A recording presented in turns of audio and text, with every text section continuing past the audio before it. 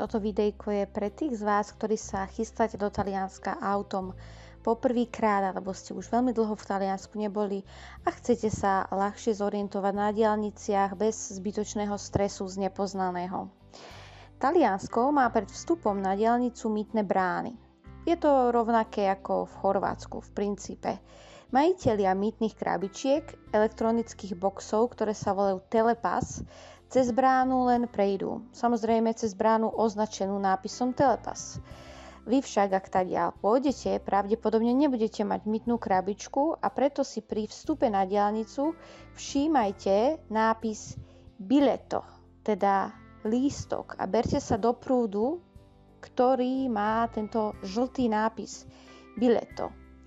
A automat, keď tam prídete na radu, vám ponúkne vytlačený lístok, ktorý si vezmete a tým sa rampa otvorí a vy slobodne výjdete na diaľnicu.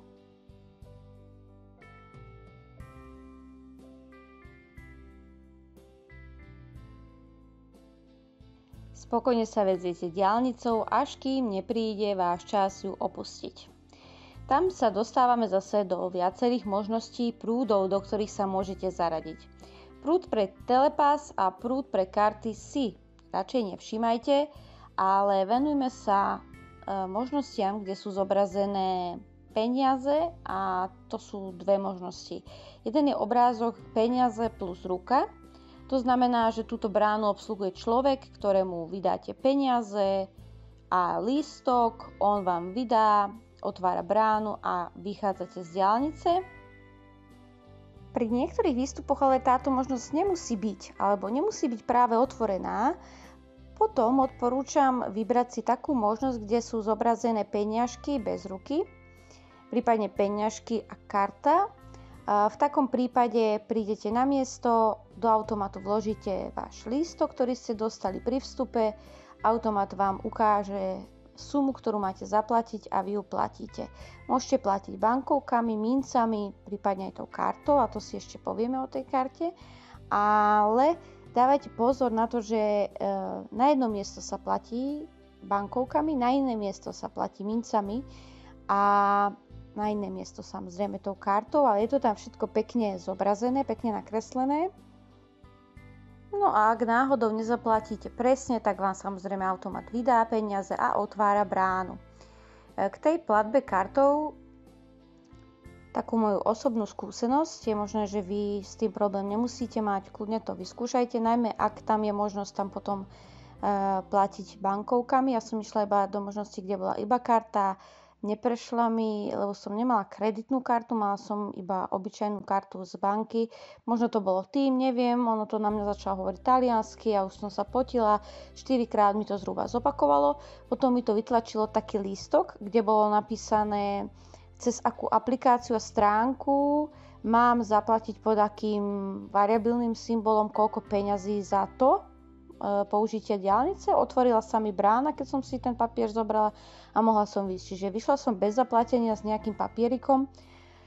Potom som si musela nainštalovať, alebo teda neviem, či som si musela, možno sa to dalo cez tú stránku, ale som si radšej nainštalovala tú aplikáciu, tam som zase vyplňala nejaké veci, niektoré veci sa dajú tuším aj preložiť do angličtiny, niektoré nie, boli po taliansky a ja som si kladla otázku, zaplatila som to, zaznamenal to systém, proste bola som z toho dosť taká roztrasená, lebo bolo to vtedy asi nejakých 45 eur a teraz, že čo keď náhodou som to nezaplatila dobre.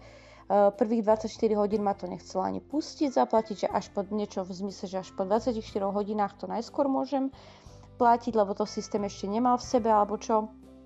No, bolo to dosť panické pre mňa, lebo ja som stresovala z toho, takže preto hovorím, že tou kartou, ja neviem, kľudne skúste, ale teda radšej asi tie bankovky, je to také, že vás tam pustí buď človek, alebo ten automat na základe zaplatenia, viete, že nemusíte mať strach a stres, že by ste niečo možno neurobili správne. Ešte si s vami podelím o také veci, ktoré ma prekvapili po ceste Talianskom.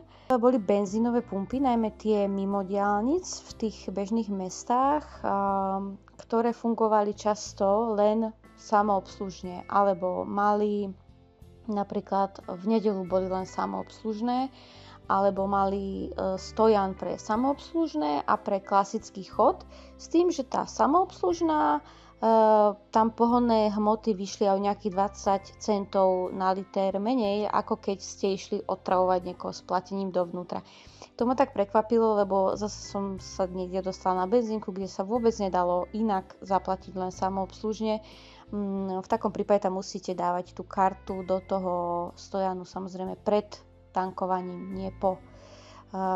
On si tam rezervuje prostriedky a myslím, že 110 eur si rezervoval systém automaticky a potom vlastne si zoberie iba toľko, koľko ste natankovali.